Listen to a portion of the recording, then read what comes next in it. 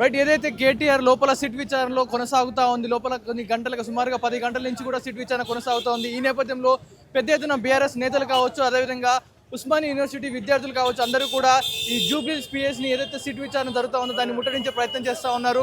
ఒకసారి చూస్తున్న విజువల్లో భారీ ఎత్తున పోలీసులు బందోబస్తు దళాలు అన్ని కూడా ఇక్కడ చేరుకోవడం జరిగింది. అందరినీ కూడా ఇక్కడ నుంచి చెదరగొట్టే ప్రయత్నం చేస్తూ ఉన్నారు. ప్రతి ఒక్కరు కూడా ఏదైతే యూనివర్సిటీ విద్యార్థులు ఎవరైతే ఉన్నారో వారందరూ కూడా ఒక్కసారి ఇక్కడికి చేరుకొని అందరినీ కూడా బయటికి తీసుకెళ్లే ప్రయత్నం చేస్తారు. అందరినీ కూడా ఇక్కడ ఒక్కసారిగా అరెస్ట్ చేసి వ్యాన్లో తరలిస్తున్న దృశ్యాలు కనిపిస్తూ ఉన్నాయి. అందరినీ కూడా ఇక్కడి నుంచి ఒక్కసారిగా తరలించే ప్రయత్నం చేస్తున్నారు. చుట్టుపక్కల పోలీస్ స్టేషన్ చుట్టుపక్కల సుమారుగా 100 మీటర్ల రేడియస్ ఏదైతే ఉందో 100 మీటర్ల దూరం వరకు కూడా అందరినీ కూడా చెదరగొట్టేయడం జరిగింది.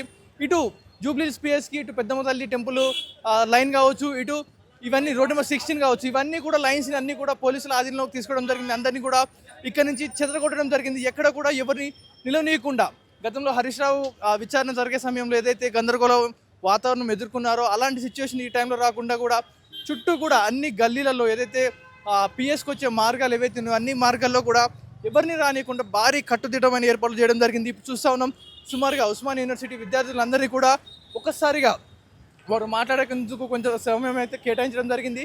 సో మాట్లాడిన తర్వాత వెంటనే వారందరినీ కూడా ఒక వ్యాన్లో ఇక్కడి నుంచి తరలించడం జరిగింది.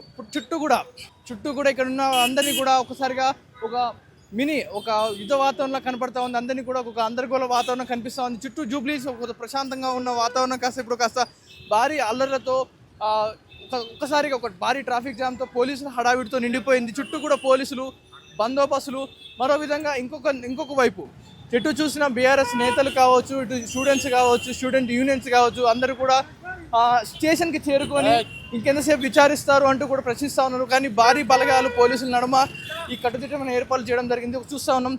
రైట్, ఇప్పుడు ప్రజెంట్ ఉన్న సిచ్యువేషన్ అయితే అందరినీ కూడా ఇక్కడి నుంచి చెదరగొట్టడం జరిగింది. అటు బీఆర్ఎస్ నేతలు కావచ్చు, ఉస్మాన్ యూనివర్సిటీ బీఆర్ఎస్వి నేతలు కావచ్చు, స్టూడెంట్స్ అందరినీ కూడా ఇక్కడి నుంచి చెదరగొట్టే ప్రయత్నం చేయడం జరిగింది. చుట్టూ కూడా జూబ్లీస్ పోలీస్ స్టేషన్ అంతా కూడా హై అలర్ట్లో ఉండడం జరిగింది. అందరూ కూడా చుట్టూ బందోబస్తు, పోలీస్ అధికారులు ఇటు బందోబస్తుతో నడుమ లోపల సిట్ విచారణ జరుగుతూ ఉంది. ఎవరు వచ్చినా కూడా ఇక్కడ నిలువరించే ప్రయత్నం చేయట్లేరు. సో ఇది ప్రస్తుతం ఇక్కడ హై టెన్షన్ వాతావరణంలో ఒక యుద్ధ వాతావరణం నడుస్తూ ఉంది. ఎప్పుడు కేటీఆర్ని బయటకు వదులుతారు అని పెద్ద ఎత్తున డిమాండ్ చేస్తూ ఉన్నారు. కానీ లోపల సిట్ ఆపరేషన్ ఇంకా కొనసాగుతూనే ఉంది. ఇది ఇప్పటివరకు అప్డేట్స్. కెమెరా పర్సన్ గణేష్తో Pavan Vaidya TV, Hyderabad. Local to global news at your fingertips. మీ చేతిలో ఒక ఆయుధం. Download Raw TV app. Media legend Ravi Prakash is back.